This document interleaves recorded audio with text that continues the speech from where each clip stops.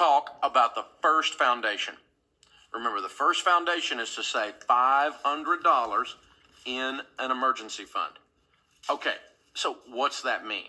What is an emergency? Well, when you're in high school, you aren't going to have the same kind of emergencies as your parents. You're probably not going to have to worry about replacing the roof on your house or paying medical bills. But you may have to deal with a flat tire sometime, or you could drop your cell phone in the toilet. What? Well, people do it. When that happens, you need to have money on hand to cover the unexpected emergencies.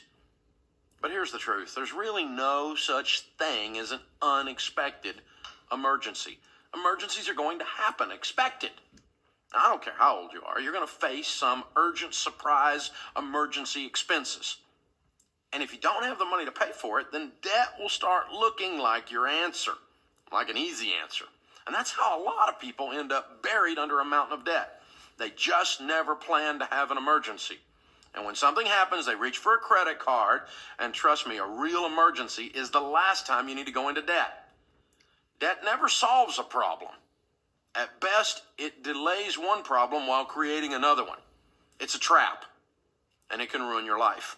So for now, you're going to put $500 in the bank. Now, when you're a little older and out of school, we'll grow that emergency fund into a full 3 to 6 months worth of expenses. But we don't have to worry about that today. Today, we're just focused on the $500. And since this is for emergencies only, you put your emergency fund in the bank, literally. You really do that. And it needs to be far enough out of your reach that you can't run and grab it when the pizza guy rings the doorbell. But it needs to be close enough for you to get your money whenever you really need it. Now, don't mix this with other money. If you've already got a bank account that you use for regular expenses, then I want you to open a separate account to keep your emergency money in. If you keep your emergency money in the same place as your iTunes and your Amazon money, and when you're going out to eat, then your emergency fund's going to disappear because everything looks like an emergency.